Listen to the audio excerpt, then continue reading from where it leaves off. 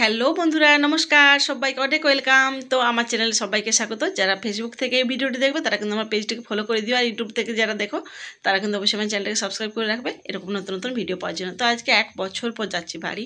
তো আমরা বেরিয়ে পড়েছি অলরেডি বাসে, মানে আমাদের কলোনি থেকে বাসে। আমাদের কলোনি থেকে আমাদের স্টেশনটা অনেকটাই দূরত্ব। তো আমরা বাসে যাচ্ছি, অ্যাভেলেবেল বাস থাকে আমাদের কলোনিতেই বাস, মানে কোম্পানি থেকে সুবিধাটা দেওয়া হয়। তো বাসে যাচ্ছি। তো এই যে স্টেশনে পৌঁছে তার আগে একটা চৌপটি বলে একটা দোকান আছে। তো এখানে তোজোচুকু দুজনে বলে একটা ডিনার করবো বাবা। তো যেহেতু আমি পরোটার সাথে বানিয়ে নিয়ে এসেছি, পরোটা সবজি নিয়ে এসেছি, কিন্তু তবু ওদের ইচ্ছা বাবা এখানে ডিনার করবো। তো চলো, যেই কথা সেই কাজের বাবা বলে ঠিক আছে চলো, দুজনের ইচ্ছাটা এখানে অপূর্ণ রাখি। এখানে বসে পড়েছি আমরা ডিনারের জন্য।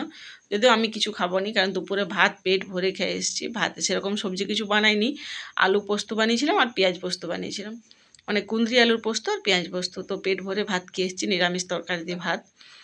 তো এই যে এরপর এখানে বসে ডিনার করবো। তো দোকানে তোমাদেরকে দেখিয়ে দিচ্ছি, এর আগেও কিন্তু আমি দোকানেতে আসছি, কিন্তু এই দোকানটা এরকম মানে এতটা ডেভেলপ থাকেনি। এখন দোকানটা অনেক বেশি সুন্দর করে আবার সাজিয়েছে, আবার অনেকভাবে দোকানটাকে গড়ে তুলেছে, অনেক রকমের অপশান করেছে দোকানটার ভিতরে।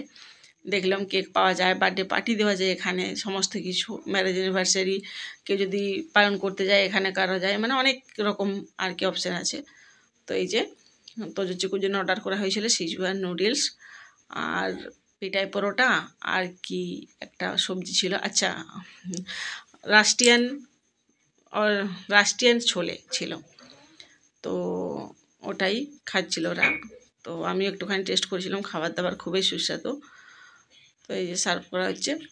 তো 1 বছর পরে বাড়ি যাচ্ছি, তার জন্য তো একটা মনে মনে আছেই যে কখন পৌঁছাবো কখন যাবো। আর আমার না সত্যি বলতে গিয়ে ট্রেনের জার্নিটা আমার খুব বেশি মানে বিরক্ত লাগে, আমি একদম সহ্য করতে পারি না ট্রেন জার্নি বা বাস জার্নি। তো এই যে আমাদের বাস ট্রেন আসবে, এরপরে আমাদের মানে ট্রেন আছে। তো জানো বন্ধুরা, এই ঘটনাটা না আমার সাথে কয়েকবার হয়েছে, কিন্তু আমার হাজব্যান্ড সে কিন্তু জুতো তুলে দিয়েছে, এক ভদ্র মহিলার জুতো পড়ে গেছে। তো এই যে সে আর কী করবে, জুতোটা অনেকবার চেষ্টা করলো কিন্তু উঠাতে পারেনি। তো তারপরে আবার একজন এখানে হকার ছিলেন, তিনি উঠিয়ে নিলেন।